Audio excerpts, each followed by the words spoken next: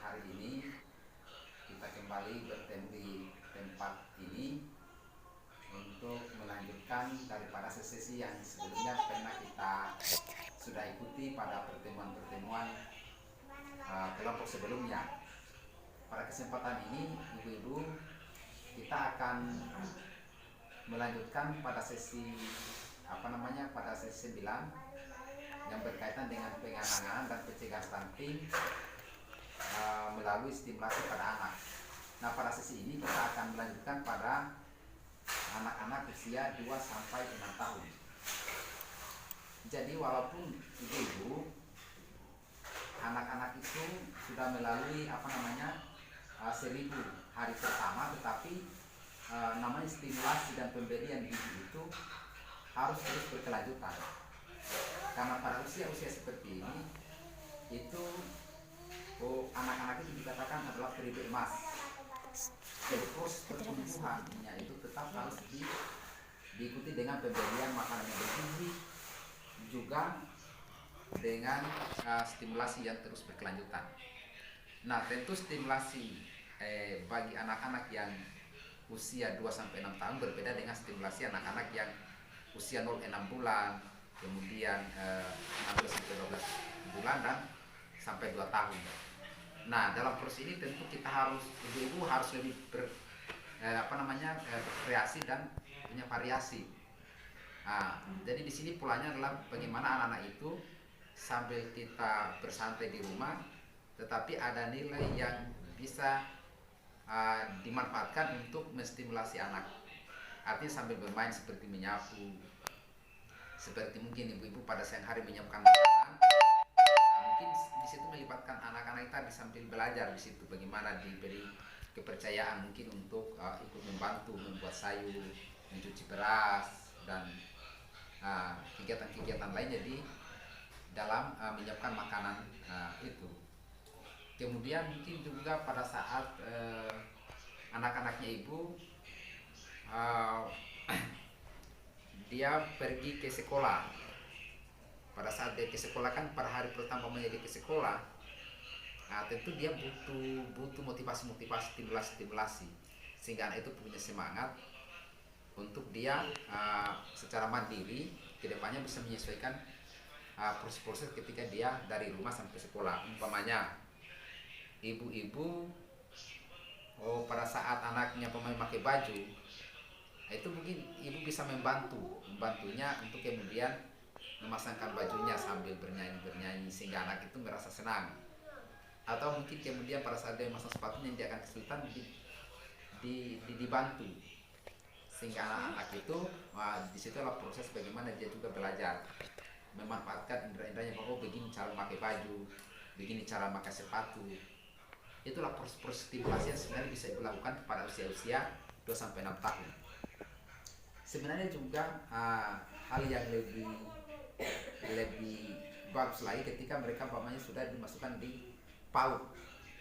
PAUD ini adalah tempat mereka bisa secara optimal. Ada namanya ibu tuh yang sudah dimasukkan di PAUD ya. Ya, itu bagus. Karena kalau dimasukkan di PAUD mereka bisa berinteraksi dengan anak-anak sebayanya, sehingga mereka bisa lebih optimal melatih dan punya panca indera. Bagaimana mereka bisa berdiskusi dengan temannya, bisa bermain. Itu proses yang sebenarnya sangat bermanfaat bila ibu memasukkan anaknya di PAUD. Tapi di luar di PAUD, di luar rumah dan dalam rumah itu harus proses stimulasi itu harus terus berkelanjutan. Termasuk tadi memberikan makanan bergizi itu harus terus dilakukan. Seperti itu, ini adalah bagian-bagian ibu-ibu, bukan hanya stimulasinya ini harus berkelanjutan supaya anak itu bisa terhindar dari yang namanya stunting. Ini adalah bagian dari proses penanganan dan pencegahan stunting pada anak-anak yang usia 2-6 tahun. Kira ibu ngerti ya?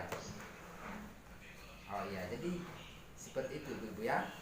Jadi ibu banyak hal sebenarnya di rumah yang bisa dilakukan mulai dari pagi, siang sampai malam. Kalau malam itu mungkin sebelum mereka tidur bisa ibu-ibu membacakan dongeng membacakan cerita-cerita atau berbagi pengalaman dengan anaknya pada malam itu sebelum dia tidur, atau dia dibantu kayak merapikan pakaiannya atau belajar menyapu. Itulah proses-proses yang sebenarnya bisa ibu lakukan di rumah untuk supaya anaknya itu bisa terstimulasi, sehingga ini menjadi bagian proses bagaimana kita bisa melindungi anak kita dari namanya stunting. Oke Bu. Ini adalah sebenarnya konsep-konsepnya, bukan hanya pada stimulasi ini bukan hanya pada saat ibu masih hamil atau pemainnya masih dalam janin atau 2 sampai 6 bulan atau sampai 2 tahun, tapi atau 2 sampai 6 tahun, tapi proses ini terus berkelanjutan ibu.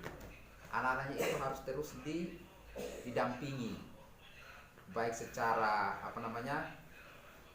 untuk menstimulasi dia punya pemikiran, tetapi juga bisa bagaimana dia punya jaminan gizinya itu terus terasupi.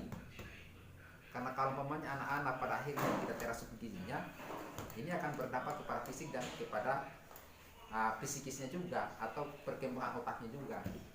Tentu kan ibu-ibu anaknya itu menginginkan bagaimana sebenarnya dia cerdas, juga bagaimana badannya sehat.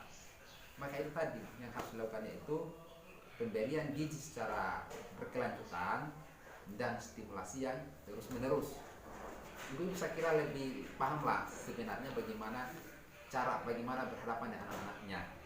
Tetapi melalui pertemuan ini, inilah penguatan kepada ibu-ibu supaya ibu terus termotivasi untuk bagaimana menambah wawasan ibu-ibu, atau punya variasi bagaimana ibu-ibu itu memahami cara-cara berstimulasi dari sejak ibu hamil sampai usia 6 tahun.